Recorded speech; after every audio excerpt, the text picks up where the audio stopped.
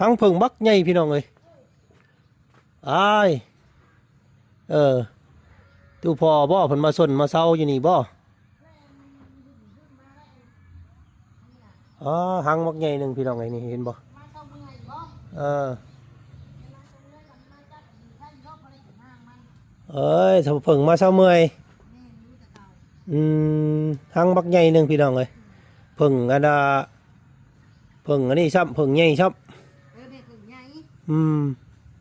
โอ้เป็นหากะมากินนี่บ่อันนี้น่ะหากมาวันนึงนี่วู้พากันนั่งอยู่เฮ้ยได้ไปเฮ็ดบุญบัดเพิ่งบัดมาหารถเนาะแม่นไปอันทำเอาน้ำไปถวายเห็ดมาแล้วนั่งหน่อยนึงเกิดว่าหึนพากันนั่งยิงเห็นหึนมาพี่น้องเพิ่นตามมาประจักษ์เนาะตามมาจักแล้วจังว่าแม่นเพิ่นส่งมาให้กับพี่ยักษ์ตะเก้าบ่เคยเห็นจักเทื่อสบายดีไปเฮ็ดหยังมื้อนี้ไปเฮ็ดบุญอยู่ไสบัดหยังบัดมหาโชคบัดมหาโชคไปเฮ็ดบุญไปได้มื้อนี้มานี่นะไปแล้วก็อาน้าลงไปถวายถวายน้ำให้เพิ่นนี่แหละเพิ่นจังมาหาเนาะถวายน้ำให้เพิ่นนี่ได้กินน้ำกินในน้ำเดือดมาส้นน้ำบาดนี่ขึ้นไปบ่อนราชีไปจากเฮาเราบ่ได้สั่งได้ลากับเราหั่นแหละคิดแค่ตัวนั้นจักสิบอกไปจักสิว่าสิค่อยตายเด้อจักสิบาทแบบไรเด้จักเราสิสั่งสิลาหยังนี่จักสิสั่งหญ้าหลังจักตัวนั้นหากได้ยินแต่หมู่คู่เพิ่นเว้าพี่น้องไงอยู่ในหั่นแหละเนาะเพิ่นไปเยี่ยมแต่หมู่มีลูกเมียเพิ่นไปเยี่ยมแต่เพิ่นบอกว่าเราเอิ้นเนาะเอิ้นว่าอยากน้ำตอนเราสิ้นใจนะพี่น้องอยากน้ำเด้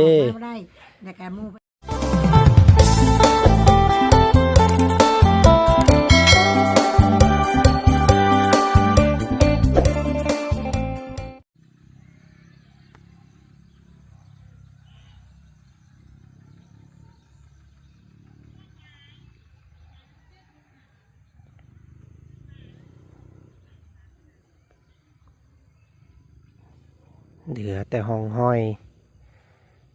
การปลูกสร้างพี่น้องเลยเนาะคันให้คันหน้าที่พอเคยย่างเคยซับเคยเศร้าพี่น้องเลยเนาะเหลือไว้แต่หมากแต่ผลเนาะส่วนคนนี้คือสิจากกันไปตลอดกาลเนาะหรือว่าตลอดอาสงไขย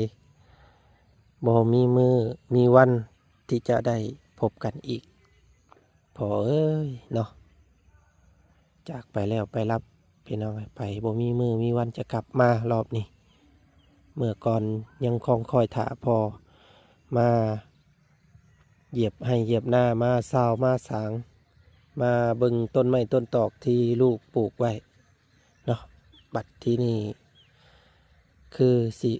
ได้ยินแต่ซื้อหันแล้วพี่น้องเลยเนาะพอโบมาเบิ่งมาแยง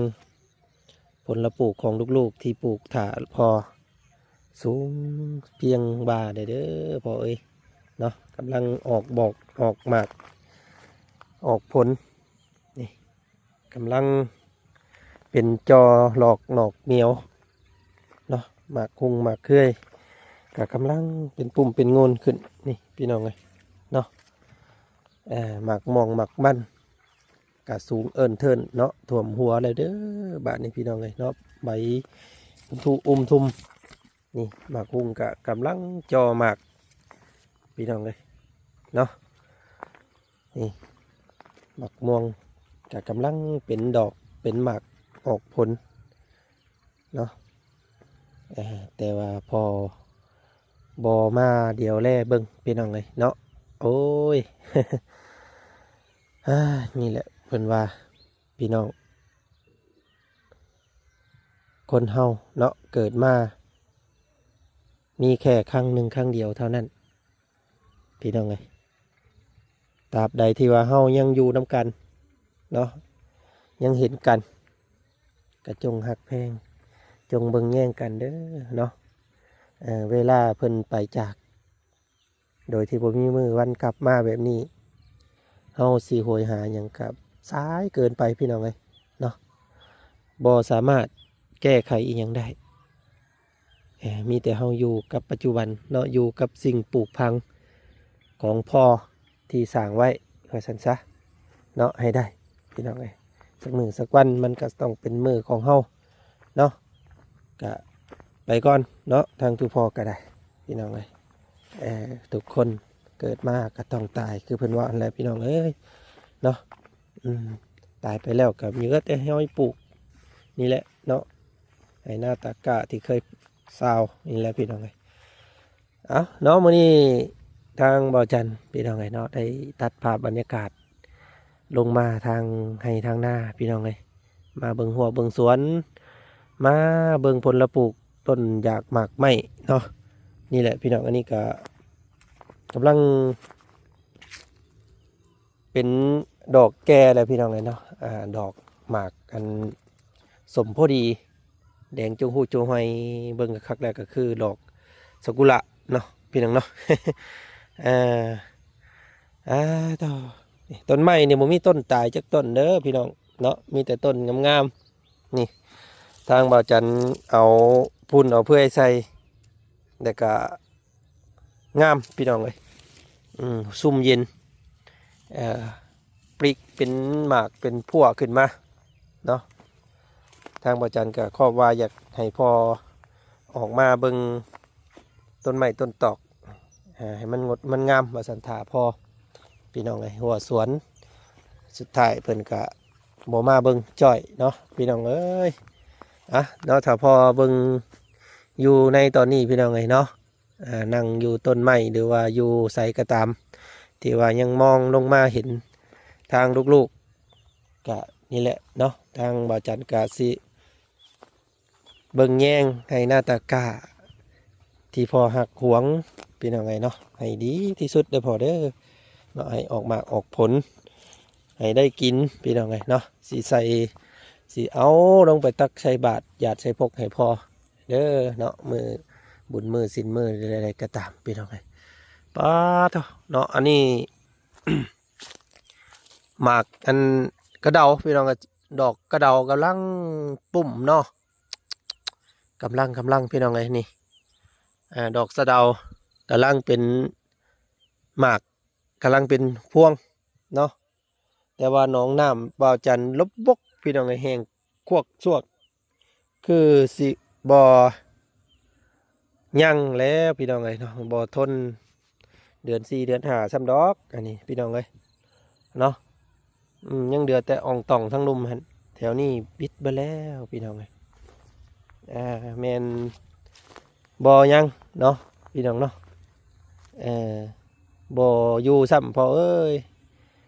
ที่พอพาจกพาเห็ดเนาะน้ำในกับบ่อยู่จังไดลาบาทนี่พี่น้องเลยเนาะอันนี้หมักหวยต้นหมักสีดาขี้เหี่ยวแถวบาทนี่เนาะโมเมนต์ที่ตายแล้วบ่นี่พี่น้องเลยคือเห็ดเหี่ยวเอี่ยวเตี่ยวอยู่มันนอนบ่เนาะมันนอนบ่นี่พี่น้องเลยหรือว่ามันตายอะไรตกอกตกใจอีกแล้วบาทนี่พี่น้องเลยหมักสีดาเนาะเบิ่งก่อนโอ้เป็นยังนี่เนาะมีแนวกัดเงามันบ่นี่พี่น้องเลยใบเหี่ยวเอี่ยวเตี่ยวโอ้ตายคักบาดว้าสิตายเนาะพี่น้องเนาะบริหดเพิ่นบ่เนาะเพิ่นบริเอาพุ่นใช่แต่บริหดเพิ่นมันคือส่งจิตตายแฮะ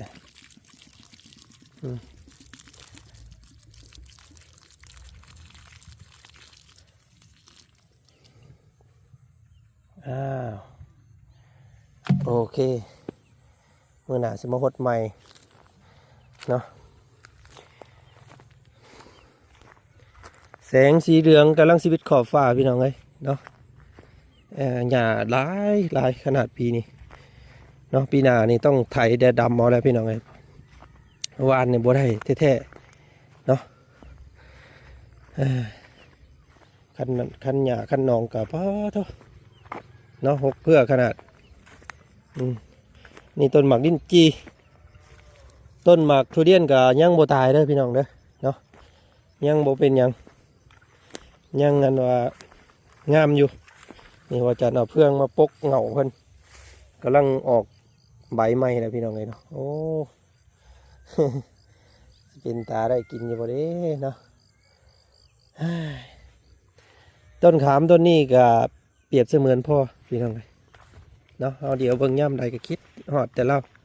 เพราะว่าเราเคยขึ้นรับขึ้นนอนเนาะขึ้นอยู่นี่เอาซั่นซะใช้ชีวิตอยู่นี่ขึ้นนอนอยู่นี่ถือว่าหลายกว่าขึ้นนอนเฮือนเราก็ได้พี่น้องไอ้มาที่นี่เดือแต่ต้นไม้ให้เบิ่งเฮือนน้อยก็บ่ได้อยู่เนาะมีหลายคนเพิ่นคอมเมนต์มาเนาะรวมทั้งเอื้อยใจดีที่เพิ่นอยู่ทางพังต่างประเทศเพิ่นว่าทางตู้พ่อนี่ขึ้นไปปลูกเรือนทุกซานอยู่นี่แล้วบอกครอบเจ้าที่เจ้าฐานบ่ว่าซั่นพี่น้องเอ้ยเนาะจังเฮ็ดให้เราป่วยโซกระทันหันว่าซั่นพี่น้องเนาะอันนี้ก็จังว่าเด้อพี่น้องเอ้ยทางตู้พ่อเพิ่นก็เฮ็ดกันนิดๆเฮ็ดกันอยู่ต้นไม้ต้นตอกแล้วก็บ่ได้เอิ้นหยังแล้วพี่น้องเอ้ยเนาะเราก็ได้คิดว่าเฮ็ดเป็นความสวยงามผักเซายามค่ำคืนนะกับเพิ่นเฮ็ดนี่ก็บ่ได้โดนได้พี่น้องไงเนาะหลังจากเราเฮ็ดนี่ก็บ่ฮอดปีเราอยู่นี่นะเนาะบ่ฮอดปีนั่นแหละจังว่าก็เอาพี่น้องไอ้เพิ่นถือขาดมาสำนั้นเนาะเฮาก็สิพัฒนาไปหลายก็สิเป็นบาปในใจพี่น้องเลยเนาะถ้ามันบ่ฮอดมือตายก็คือสิบ่เป็นหยังคนก็ได้เนาะฮอดมือฮอดวันเพิ่นบ่ซั่นซะพี่น้องเลยทางบ่จันก็ได้แก้ไขหยังบ่ได้แล้วพี่น้องเลยเนาะ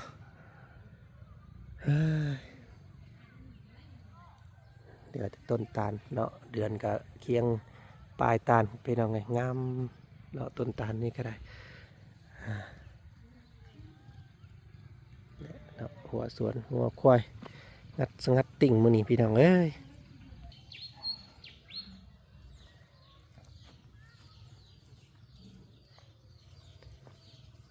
หัวควายกำลังสีเขาเคาะพี่น้องเอ้ยเสียงนกหนูปูปีกเนาะที่ว่ามาผักมาเศร้ามาส้นอยู่ต้นไม้ต้นตอกที่ว่าพอเคยปลูกไว้เนาะกะห้องจิตจัดพี่น้องยามแรงผูไก่กำลังคืนขอกเนาะบอกเลยพี่น้องเลยเนาะโคตรกินฮอดคิดถึงทางพ่อหลายๆพี่น้องเลยเนาะจากสิหาคำใดมาบรรยายเนาะโมมีมือสิลืมได้แหละพี่น้องเลยตั้งปาจันเนาะถึงเขาจะเฮ็ดเวียกเฮ็ดงานใดๆอยู่ในใจของลูกๆเสมอเนาะพอที่ว่าเพิ่นจากไปก็ได้จากไปแต่กายเด้อพ่อเด้อ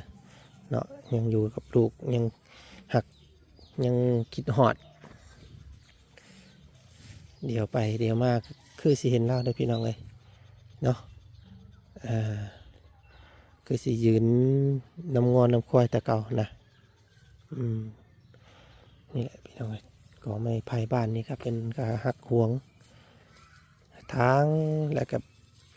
ปุกขอบไก่ใส่อยู่กลางเนาะก็ได้เศร้ากลางวันกลางเว้น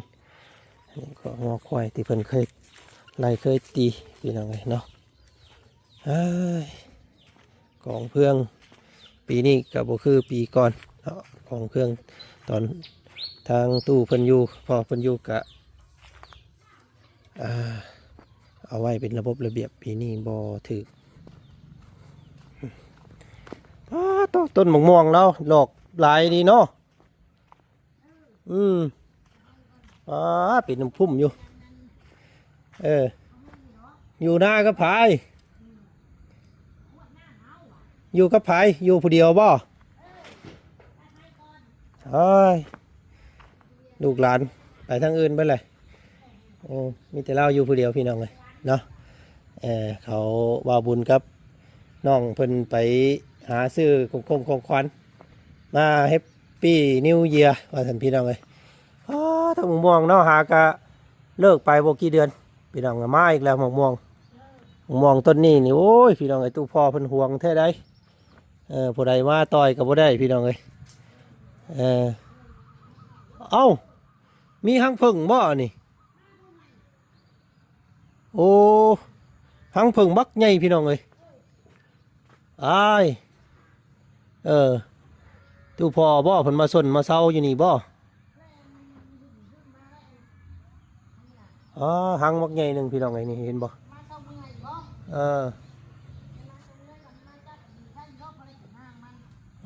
ถ้าเพิ่งมาเช้าเมื่อยหังบักใหญ่หนึ่งพี่น้องเลยเพิ่งอันนี้ช้ำเพิ่งใหญ่ช้ำโอ้เป็นหากะมากี่นี่บ่อันนี้น่ะหากะมาวันนึงนี่วู้พากันนั่งอยู่เฮ้ยได้ไปเฮ็ดบุญเพิ่งบัดมาหารถเนาะแม่นไปอันทำเอาน้ำไปถวายเห็ดมาแล้วนั่งหน่อยนึงเกิดว่าหึนพากันนั่งยินเห็นหึนมาพี่น้องเพิ่นตามมาประจักษ์เนาะตามมาจักแล้วจังว่าแม่นเพิ่นส่งมาให้กับพี่ยักษ์ตะเก้าบ่เคยเห็นจักเทื่อสบายดีไปเฮ็ดหยังมื้อนี้ไปเฮ็ดบุญอยู่ไสวัดหยังบัดมหาโชคบัดมหาโชคไปเฮ็ดบุญไปได้มื้อนี้มานี่นะไปแล้วก็อาน้ำลงไปถวายถวายน้ำให้เพิ่นนี่แหละเพิ่นจังมาหาเนาะถวายน้ำให้เพิ่นนี่ได้กินน้ำกินในน้ำเดือดมาส้นน้ำบาดนี่ขึ้นไปบ่อนเพิ่นนั้นต่อยอดทันแล้วผู้หาชีพต่อยอดรถเอาน้ำถวายให้รถแล้วว่าสิถ่ายคลิปรถผู้อันไม่ออกน้ำหันรถช่างให้เราเปิดคลิปน่าจะเสียใจแล้วลาเพิ่นมาบุญเพิ่นเปิดคลิปอันถ่ายคลิปบ่ได้บ่เพิ่นบ่ได้ให้เปิดเด้อบ่ได้ให้เปิดวิดีโอเด้อเพิ่นว่าเพิ่นบอกนั้นชูไม่ออกเดียนกันทางงอกหันแล้วว่าเคยไปหลายบ้านอยู่แล้วว่าคืออันหากเห็นวัดตัวนี้แหละเราว่าช่างเป็นแท้เนาะมาทำบุญยังบ่ให้อันท้ายเราว่าชาวน้ำชาวหาแก๊สผู้รับก็ดีเด้ท่านดอกบ่เป็นหยังดอกเนาะเฮาเฮ็ดบุญยกใส่หัวนี่แล้วบ่ถ่ายคลิปก็ได้แต่ปัดเพิ่งบัดนำมาบาดนี้ว่าส้นอยู่นี่เพิ่งมาบุญพี่น้องเกิดเรื่องดีหรือว่าเรื่องแปลกเด้บาดนี้เนาะดีแล้วเพิ่งเป็นเพิ่งเป็นพามาแล้วก็มาส้นมาเศร้านำมาชนมาเช้านำมีโชคมีลาภตอนรับปีใหม่เอาสัตว์พี่น้องเด้อออกเด็กผึ่งบ่เนาะเพิ่นสิมากินจังหวัดสิกินปีใหม่พี่จักมาส้นปีใหม่นำแม่นมาพักมาเศร้ากับมาค่ำมาคูณเด้อเนาะเพิ่นมาค่ำมาคูณเรียกบอกเบอร์ให้ปีใหม่กับมีได้เอาอยู่ดีมีแห้งฉันเนาะมีไปสั่งกินมื้อนี้มื้อนี้นะยังนั้นท่านมีแหละท่านนี้แล้วก็เพิ่นบ่ซื้อมาให้เพิ่นซื้อมาซั่นเนาะเพิ่นสิซื้อมานั่นลูกก็บ่ได้มีหยังมาฝากซับได้ไปทางใดเลยมื้อนี้เพิ่นน่ะกอันปลาให้น่ะก็ชักก็โกกมาด้วยเนาะเพิ่นชวนเราไปกินเพ้อเพิ่นว่าบ่ว่าสิเมื่อกินอันแก้วปลาอยู่เฮือนแก้วปลาได้เช้านี่น่ะแล้วพี่แตนนี่น่ะพี่แตนอันเพื่อนมาให้ที่นี่มานี่น่ะสิปันกันขั่วไม่น้องนิ้วมาเพิ่นได้จังขั่วคมคักดีหมักม่วงแล้วกันเนาะอยู่นี่เบิดมือแล้วนี่พี่น้องเลยนั่งดีๆนะที่ไหนโอ้ผู้เสียงเพลงเสียงน้ำเบาเสียงมาแล้วพี่น้องเลยบ่ง่วงบ่เงาดอกมะแรงเนาะไปเอาพังบางมืออื่นว่าสิพาเขาสาวตาดำเพิ่นไปวัดพูดแหละพระธาตุที่พระธาตุโพนแม่นแหละทำบุญปีใหม่ไปปล่อยนกปล่อยสัตว์ก่อนพี่น้องเลยเนาะในนำพาจะนำวันชุกวันนั่นบ่วันเพิ่นยุดมืออื่นแม่นเอาสันเนาะอยู่ดีมีแห้งแม่สบายดีอยู่ดีมีแห้งเด้อมานี่แม่สิแจ้งข่าวให้ลูกพังเอาแล้วก็อันที่ว่าสิเฮ็ดบุญน้ำพ่อนั่นแม่น่ะว่าวันที่แม่ยังบ่จักแล้วก็อันเดือน3ออกมา10 ค่ำนี่มันถึกวันที่28ที่จะเป็ดบอกคำว่าวันที่เนี่ยแม่บอกจักเราเป็นคำในหู้อยู่เนาะว่าคำในหู้10 ค่ำเดือน3เด้อพี่น้องเลย10 ค่ำในลูกนั่นกาเตรียม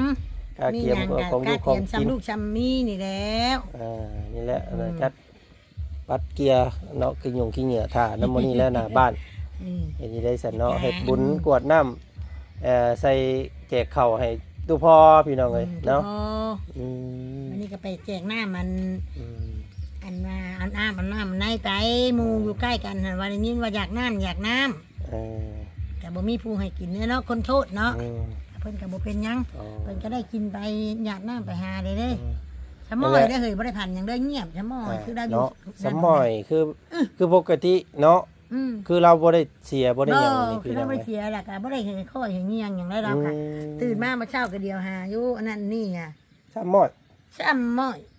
นอนใช้กลางคืน นอนนี่ นอนข้างในพี่บ่ นอนในนี่แหละ นอนอยู่ในพี่เด้อ เมื่อคืนนี่อันเพิ่นชื่ออันที่นาดมากินอันกับมินเนอร์กับนิ้วแล้วลุงจงคำได้ละลงมาแล้วมาชื่ออย่างไรลุงจงแล้วกินน้ำ ไปแล้วไปรับพี่น้องเลยเราก็ได้บ่ห่วงน้ำให้น้ำหน้าเนาะ โอ้ ไปเบ็ดบ่ ไปแบบ มา สบย ต้องมาซูน ยังบ่ได้มายังบ่ได้เห็นต้องชูนในสมอง อื ยัง มคือปกติคือเราอยู่ในคุกในข้างนี่ได้พี่น้องเลยเนาะตอนนี้นะ ตอนนั้น คือเราบ่ได้เสียนี่ได้ บัดตอนล่าบ่ท่านได้ตายโดดพันวันละมา แม่นตอน อืม พันก้อนแล้วสิเสีย3มื้อทางบ่จันทร์ก็ทันคือกัน เล่นเมื่อฮอดในบ้านคนได้เฮือนเก่าพุ่น มาอยู่นอนอยู่เฮือนเก่าพุ่น นอน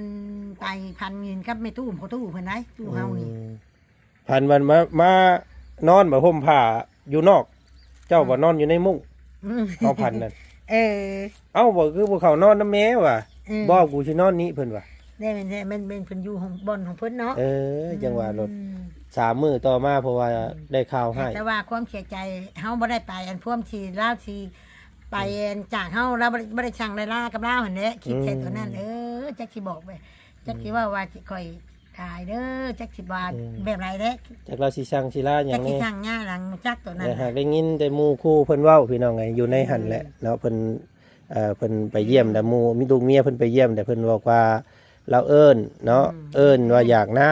ำตอนเราสิสิ้นใจนะพี่น้องอยากน้ำเด้ บ่ได้แต่ก็หมู่เพิ่นก็มาถามมันพูดโชว์น้ำกันหันเราอ่ะนั่นยินอยู่ไปกับเพิ่นก็นอนหือเนาะเบไผเบมัน แม่นเพิ่นก็นอนอยู่โตไผโตมันแบบว่าอยู่ในคุมไผคุมมันนะ แม่น ซอยไผบ่ได้ ช่วยไปบ่ได้ เพราะว่ากลางคืนเนี่ยเพิ่นสิใส่กระเจไว้พี่น้องกลางเว้นเนี่ยเพิ่นสิปล่อยออกมาดินแบบคล้ายๆแบบคือไก่คือหยังนี่แหละ แม่นเด้ย่าคำอยู่ไปกับทรมานคำละอยู่ยาวไปก็ยังทรมานอยู่แล้วก็ย่าไป และมีแต่สิพากันเฮ็ดบุญทางบ่จันทร์กับสิไปวัดว่าอะไรก็สิเอาแต่น้ำนี่แหละพี่น้องเอ้ยเนาะสิเอาน้ำ ให้ไปให้กิน เอาน้ำเอาปัจจัยเอาน้ำถวายน้ำถวายในอุทิศสุบุญไปให้เรา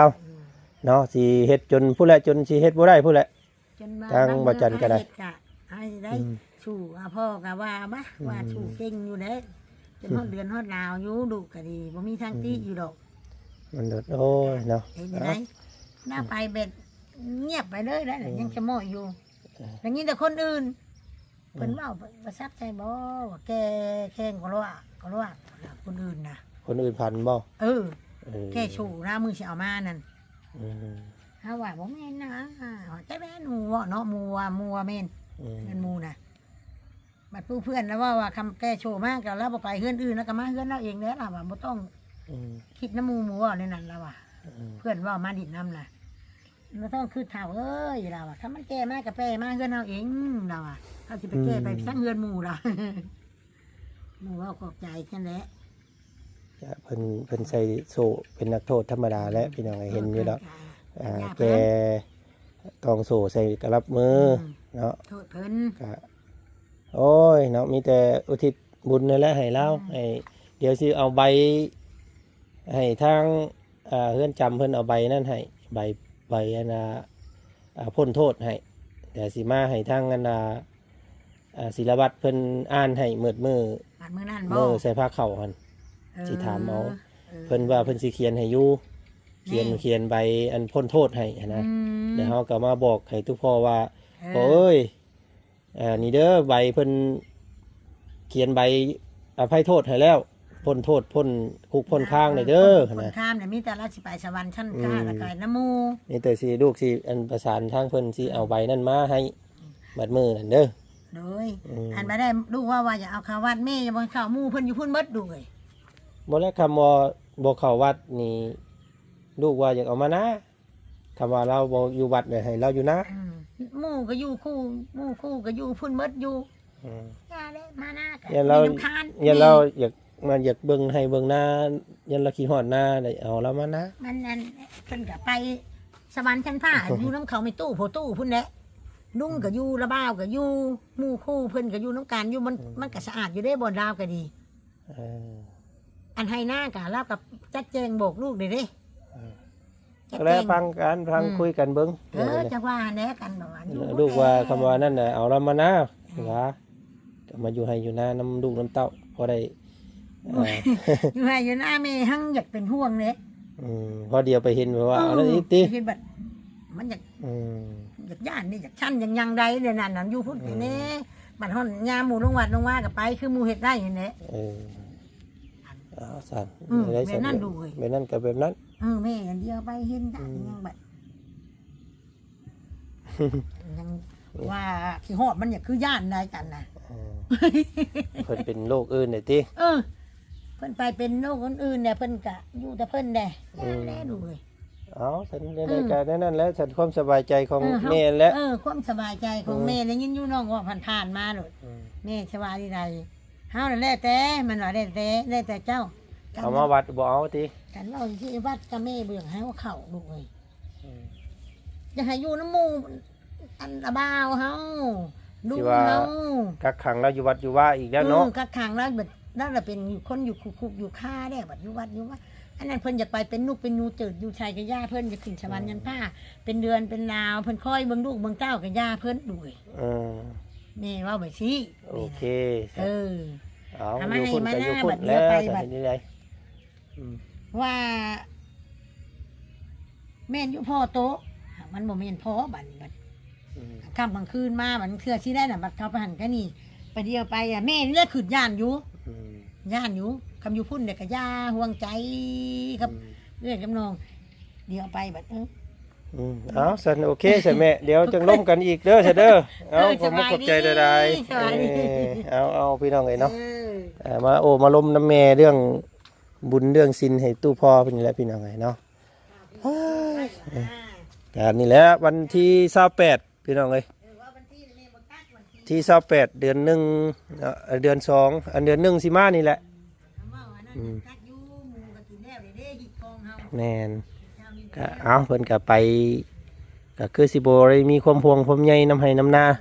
เพิ่นจังบ่ได้มาต้องมาซุนพี่น้องเนาะหรือว่าเพิ่นไปแบบไปผู้เดียวแล้วว่าซั่นซะเนาะคิดเราสิคิดว่าเรานั่นเราเฮ็ดผู้เดียวเราก็เพิ่นก็โอ้ยพี่น้องเนาะก็สิอยู่ในอกในใจลูกเต้านี่แหละตลอดไปเนาะ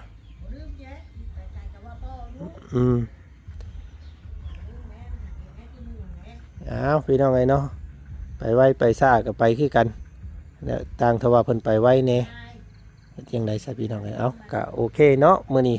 สบายดีปีใหม่เด้อบัดสุขุสุคนเด้อเนาะเจอกันใหม่พี่น้องคลิปหน้าค่ำแล้วคลิปนี้ปะ